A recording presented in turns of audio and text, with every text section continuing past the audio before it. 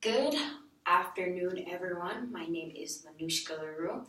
I remember my first trip I took in middle school in the sixth grade with the band I was in.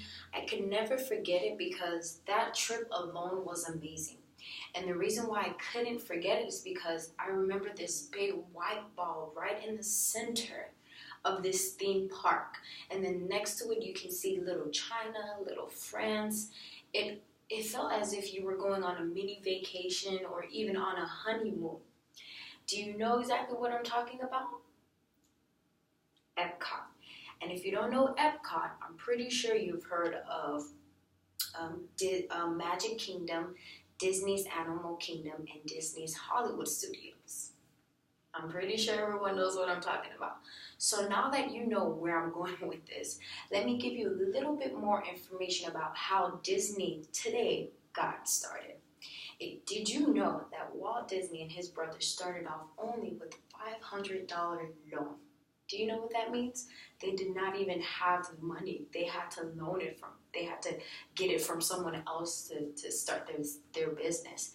And within 67 years, they are, after that, in 1923, after 67 years from that time, they grew up to $3 billion in 1987 for the jump. The company included film, television, theme parks, as those that I mentioned, and even opening income of $97 million with all of that included. And I'm pretty sure you guys can think of some of the movies that you've even watched, brought by Disney: Mulan, Princess and the Frog, even Little Mermaid, all that good stuff. But Walt Disney wanted to do more. He wanted to get bigger. He wanted to grow. He wanted to do something different. And so he initiated a licensing business with an Italian publisher. After the war, he hired his first country manager who hired European country managers. And in 1987, DCP had 8 wholly owned 20 different markets, and together they employed 102 people. Now back then, that was a lot if you didn't know.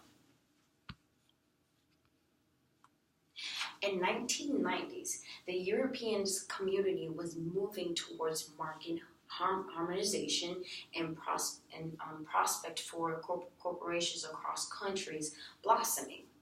In 2 years, Euro Disney theme park near Paris had a huge presence in Europe. They felt that placing the headquarters in the European headquarters in Paris would make a huge deal, a huge marketing deal. And boy, they were right.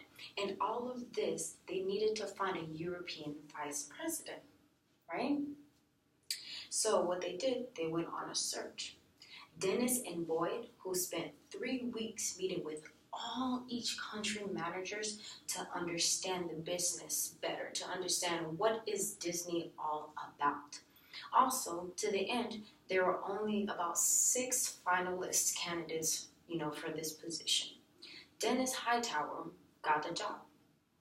For those who don't know, Dennis Hightower was a young man who went in the army, didn't know exactly what he wanted to do, and him being in the army and ending up where he needed to be at that moment when they were looking for a vice president, he realized that great people that he knew had MBAs.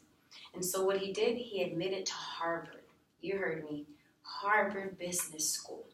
Hightower graduated, then 4 years later, left McKinsey for the General Electric, where he became a vice president in Mexico.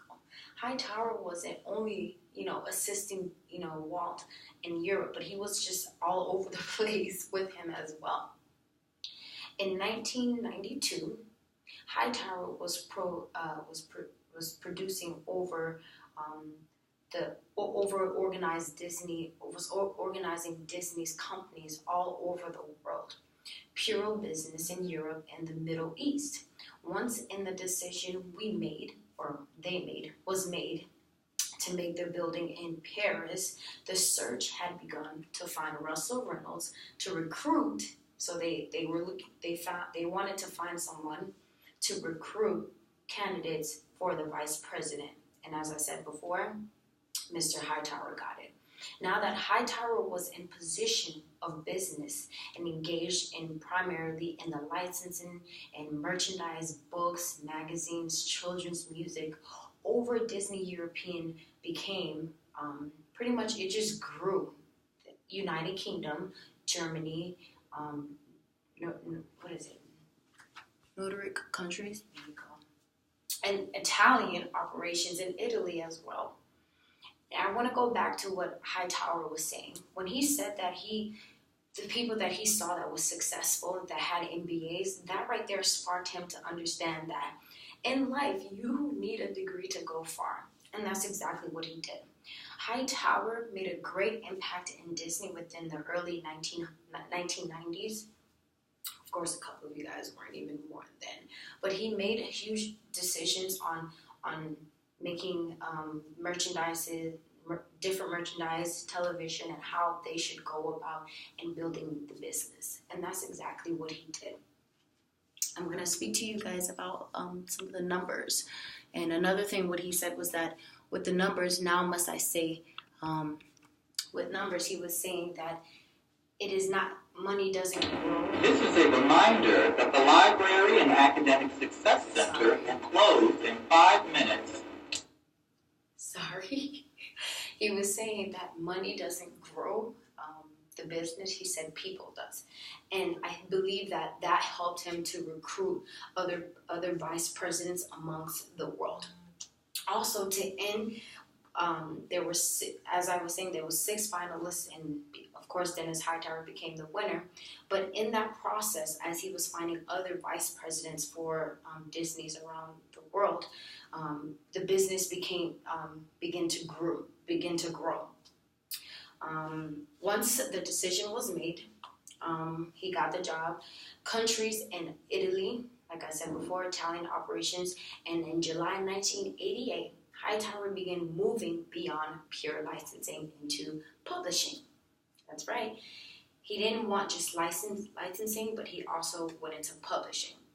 Hightower believed that bringing the country operations closer together would be best. And that's exactly what he did.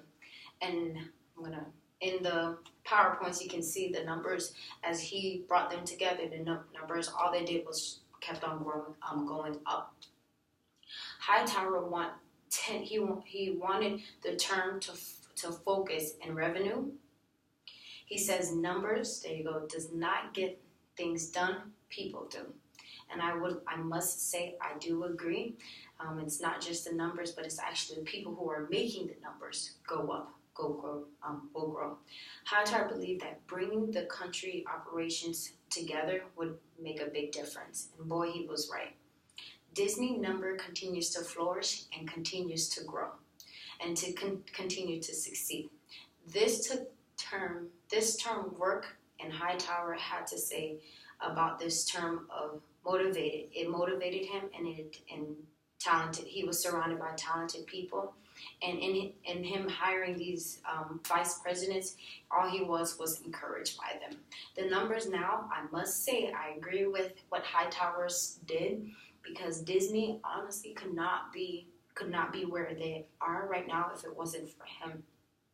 Hightower made a decision that if we were going to hire these people around the world, let them do what they need to do over on their side, and then once everything is flourished and in that moment, they can come together and we can make a bigger and better Disney. Thank you so much for listening. You guys have